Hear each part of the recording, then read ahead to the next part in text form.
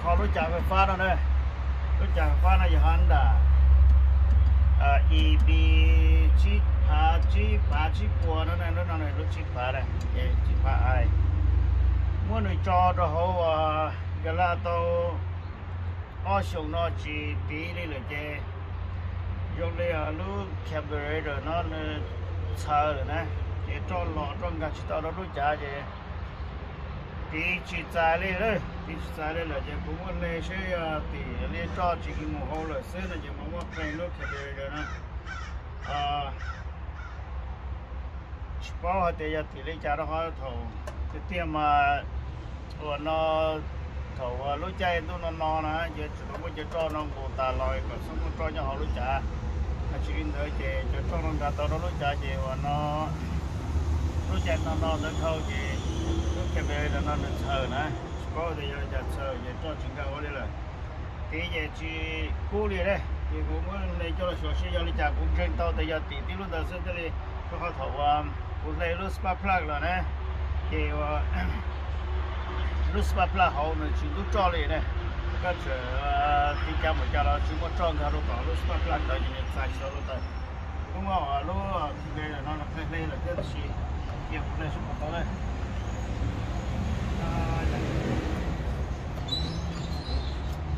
เป็นตัวนี้ได้แต่น้อยว่าได้รู้ว่ากูจัวนะมั่วนะฟิลเตอร์เนี่ยเขานอนหลีจะจัวแต่เราเขารู้จัก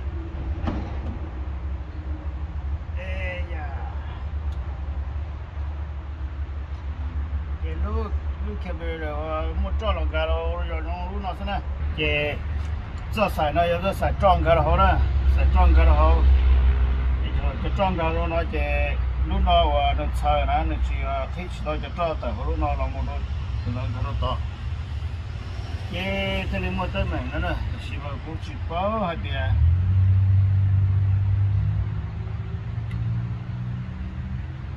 กูชิบะฮัดเดียเลยดีจังที่ตัวจะใส่นะจะใส่นะมา there's no anyway I can plug oh yeah this is one right here yeah จะใส่นะเนี่ยขนาดรู้เนาะโอ้รู้เนาะช่วยตัวเลยจะใส่นะโอเคfront and okay ตัวรู้ตัวนะเราจะลงเลยนะสิเดี๋ยวเลยนะโอเคเห็นรู้เนาะกูยศจะ DW ก็จะน่าที่เดี๋ยวมาเลยมวยลูกแคบเบอร์เลยเขาเนี่ยน่าจะชิชิมวยกูชิลูเบรฟลูนะสิเฮ้ตัวน้อยหลับจ้าเลยนะเจ้ตัวน้อยนอนก็จ้าเจ้ก็ไม่จ้าหรอกใส่จ้าแล้วยังโตได้เลยสิเนี่ยเขาเซ่เลยเทียบได้เลยสิแต่มั่วว่าตุ่มโลนะก็มั่วโลcho nóแต่cho nó sẽ xây nhau rồi nó rồi nó xây nó trên cả tổ đạp chỉ đó này chúng cho này rồi khó hậu trình được tư đã đa lên nữa nè thì cho tôi cho lọ nó bổ sư cái lúc khó nó một tỏ nó mua ít thủ công nè ít thủ công nhá sao ít thủ công là giờ ít lúc khó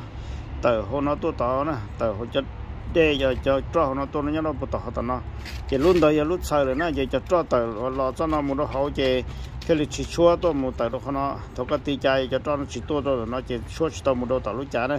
cái thiết chỉ cũ đây đấy thì tôi nói cho tôi khâu đâu cả cho thấu cái tì chả này đây chỉ có khâu nó chỉ còn nó chốt đây này chỉ chốt cái tì chả tôi là nó chỉ có một cái lọ rồi chỉ nếu lúc chả nón thứ tôi là chỉ mà đi qua nè cho nó cho sạch cho là té cả đầu nó nên mới phiêu trầm nhau nó chỉ cho khi nhá nó đau chỉ đưa tờ tôi cho nó chỉ nên ít tôi mới nhỏ và cho nhau tao nó nè đây lại tôi nói ra tôi cover lúc nào tôi bé nè chỉ thở tôi nó mà lấy tao lò nè mặc nó được rồi lấy tao lò chỉ lúc nào lấy tao lò nó này thì này lúc nào xí ok ê ta xin nó trong nó lỡ chỉ thốt cho tôi phụ không nó lỡ nó chỉ nên ghé nó sợ cho phụ yên ghé sợ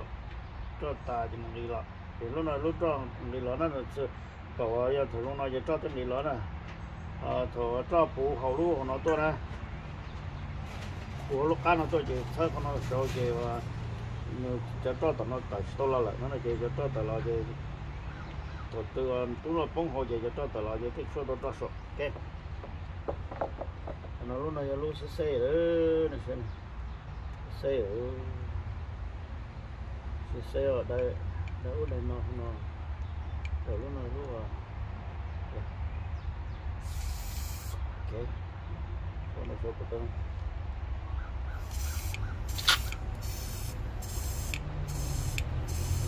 kiểm tra tôi thì tụi nó lúc họ nó chỉnh ô rồi tụi cóว่า我那时候出8起毛的是头我那好出8毛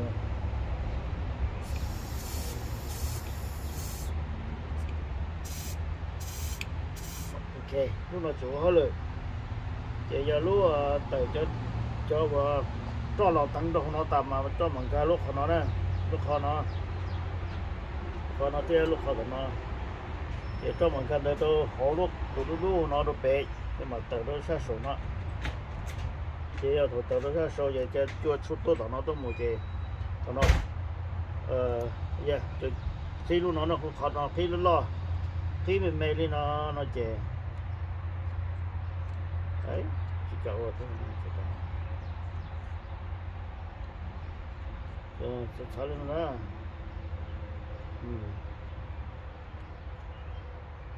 khi mình mê nó chè một tròn đồng đầu nhau là họ đó chỉ một chùa này thì tôi có tí về cho ba thế tặng đu này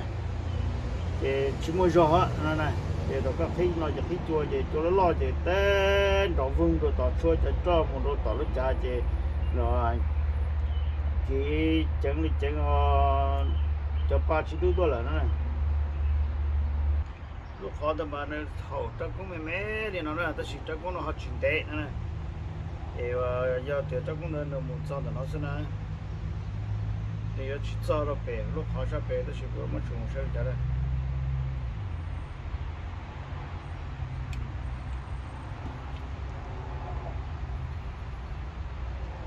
ok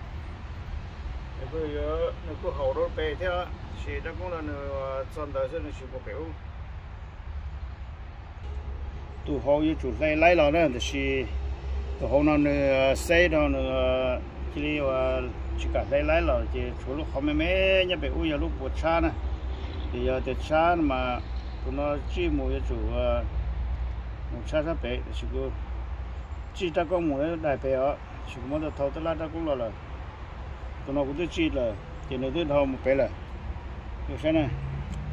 nhớ đồ tỏ rồi thầu tỏ này tụi nó đa mê tỏ đây nó đa mê nhớ tỏ rồi đa mê tỏ thì tôi chọn được rồi sẽ tỏ thì lúc khó nó á lúc khó nó chả là chả là bây giờ lôi nó sẽ chạy và cho thấy tới đó là trong này cho lót sang nó vậy cho và tới lót nó chỉ vậy thế kì giờ đây cũng mau sửa sẽ cũng cho sẽ cũng như bộ bỏ đó cũng như ở đây ta cho tao nè ấy rồi có ta chỉ cho focus lại ấy sao nó cũng chỉ cho cái lại rồi bỏ tôi đó nè cho bài ấy chỉ tao nè cái này什么今年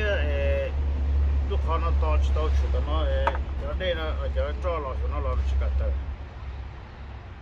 sẽ to để lúc cao nó mà sẽ thâu kia nó chỉ cả tờ thôi ok tụi nó cho tụi một chỗ to này một cơ của to sẽ thâu rồi thì nó mỗi lúc mình nhỏ orange nhá nó tỏ đó lúc họ nó cần cho tất cả lò thế này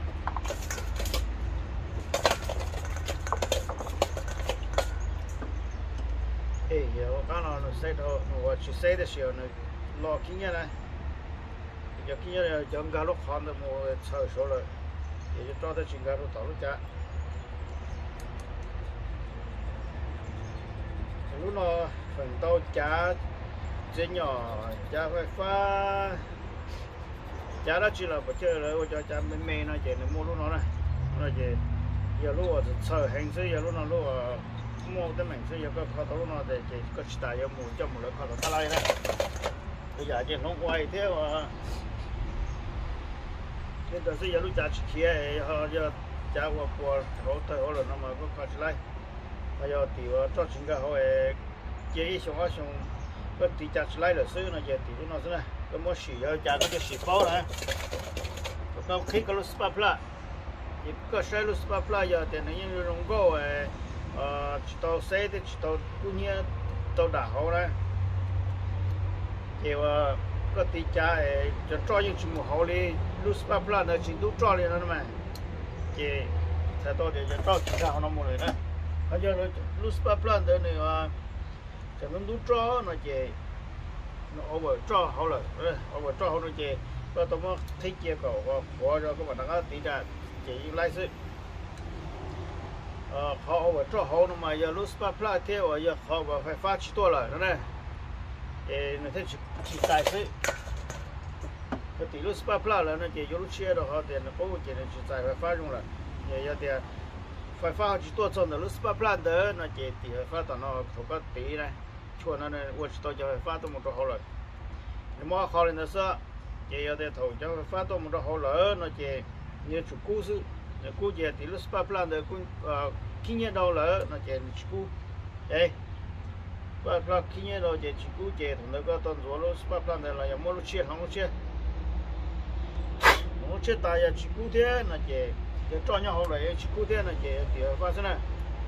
phát là nó chỉ tao khó đó phải phát chạy nó tuần cái phần tàu phải phát đấy chỉ cho tỷ thì cái tỷ lúc nó có số lúc nó để cho và xe họ nó chỉ cho xe kinh nghiệm nhau họ tàu chỉ kinh nghiệm và lúc sắm ở nó có chỉ xí sắm ở ta có chỉ xí này có mỗi cái cho nó kinh doanh được tại không bao giờ cho nó khí này cái khí tụi nó này chỉ cho nó từ cái ta đó nó chỉ cơ cho số lúc thêm nó có sáu lầu nó theo cái lúc nó theo là chỉ bảo chỉ xẻ nữa mà chỉ xẻ chỉ đầu kia cái chuyện đó giờ cho tăng nó ta lấy cái nó ở winter cho cái quân gì chỉ khi nhau nó thế gì xây những lầu thế gì đi chơi là đấy thì tụi can lúc nào giờ lúc cơ họ can tôi xí lúc orange qua đây phải rồi orange phải rồi giờ cũng mới cho vào coi cho cũng mới họ cho và anh chị xe này người cho là cho rồi cũng mới cơ vấn đề cũng bảo lên một chuyện đó tức là cũng chỉ cũng không nói nữa giờ ta xin nó tụi nó từ tới ba hôm nữa kể không đây ta mà lúc không được chơi rồi giờ tụi nó đâu tỏ gì và không chơi gì thế này và chỉ tao rồi tại vì cuộc chơi gì tụi nó được chỉ cả tới ba tao đi này cái nó đó rồi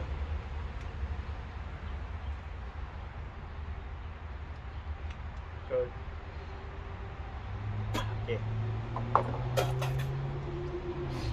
cái pha nó cho nó giờ cho nó được mua lấy thì có mua cho là cho hắn cho này be careful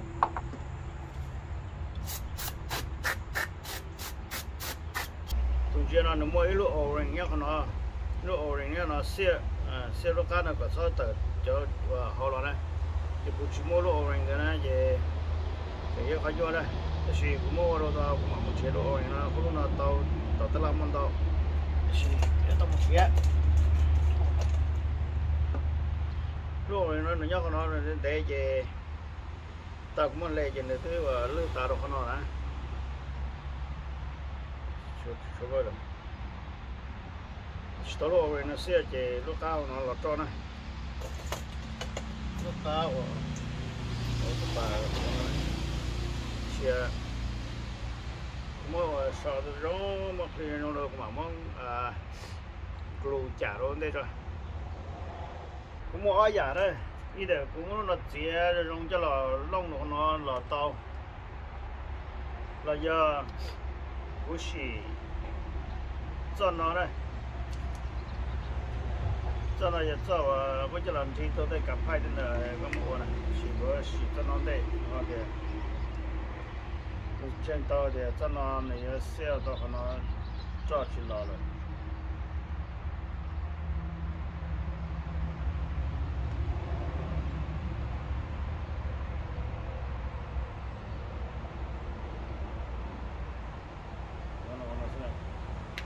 nó sẽ một đó để bố cho nó sẽ nhiều sẽ tao lúc họ là cho chỉ làm đấy thì cho nó bút họ nè đó nó mà thực tế với tao siêu có học chỉ này chỉ nó học cái gì chỉ nó chỉ做到电脑的不需要电呢，这种nó thì是nó thì bố nó học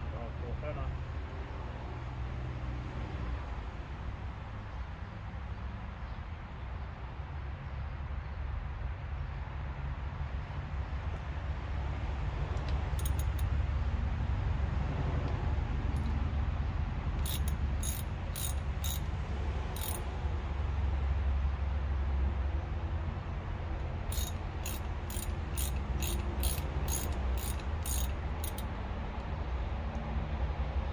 ok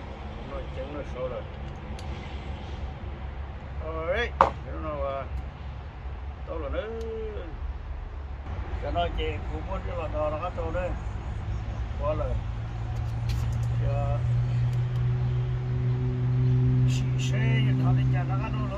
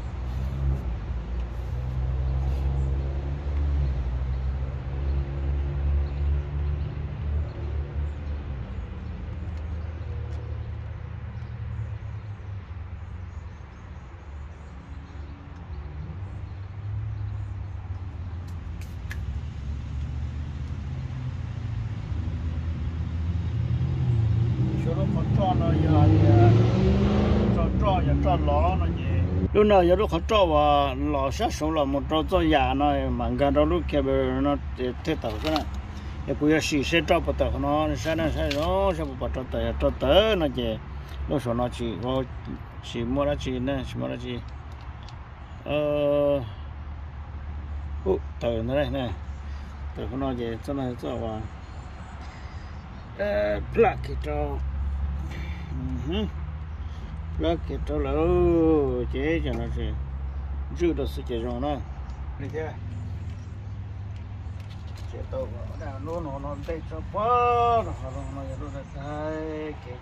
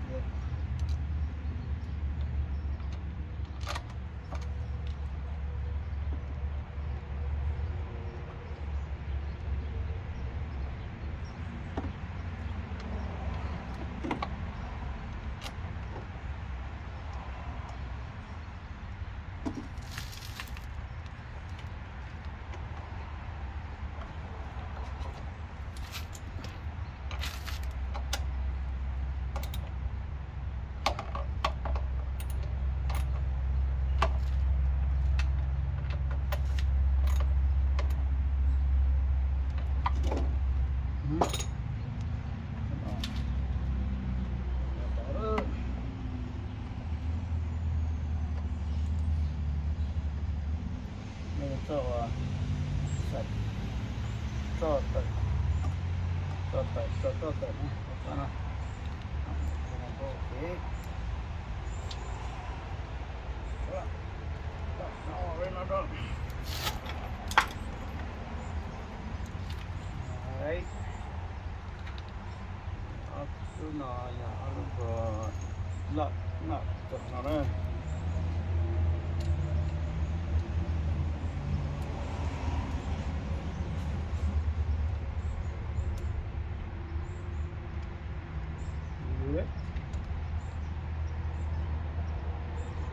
What is that?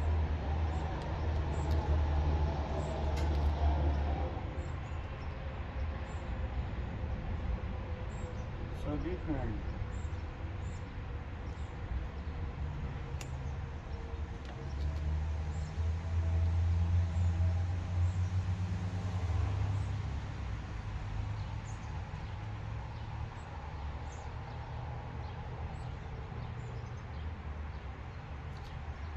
Okay.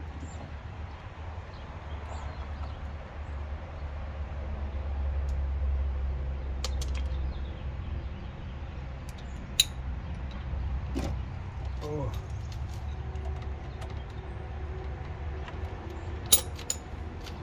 Oh yeah. Xây rồi. Cho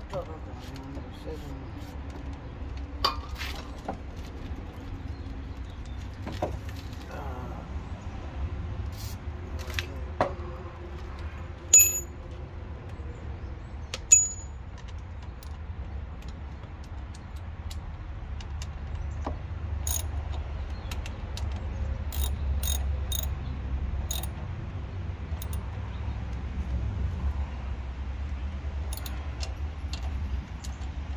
Rồi thế rồi nó giả thế gì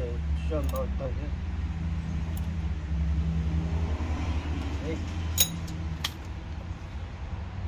cho xài nó cho giờ nó tốt to cho nó cho một to đấy nó kì ghê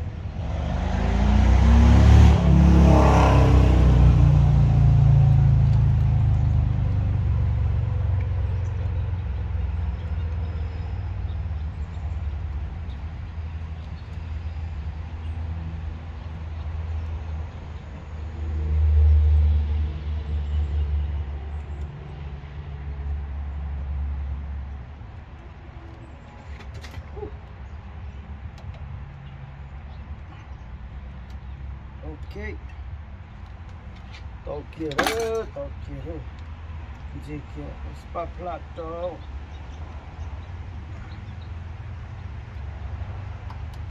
ok cái spa plato thì cái trò thế tập lót rồi thì cái trò thế xí nó sẽ tập một đầu rồi tôi giờ từ từ cho xài nó này một tay này thì sao cho một từ đó tôi từ cho tôi chuẩn đó nó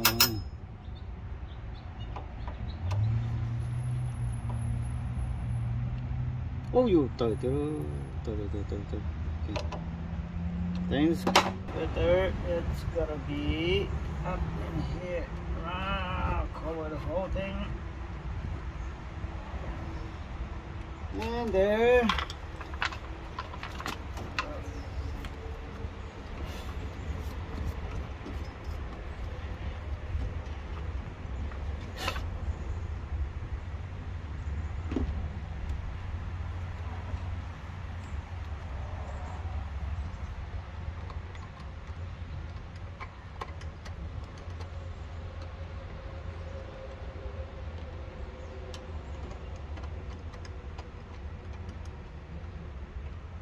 yeah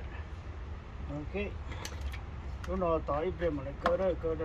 nó thế cả nó xử lý thế của lỡ chả là từng chúc promise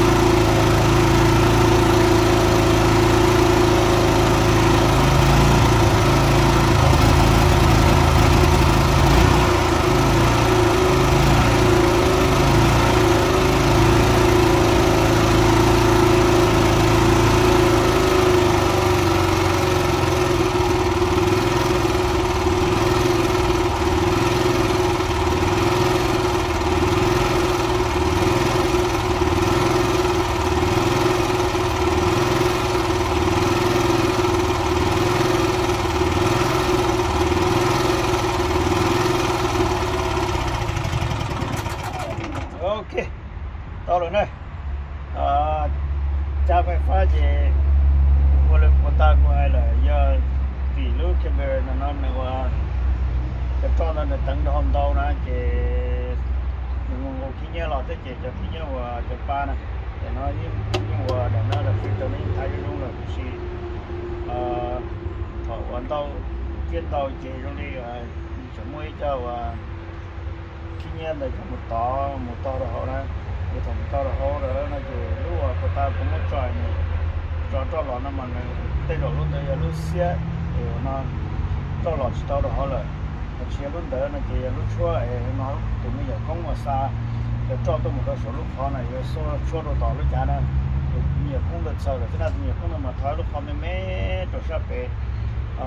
thì để cho được mùa cái mùa tôi số chua đồ lúc chả giờ được nhiều không được sợ số cho về chả được chua rồi nè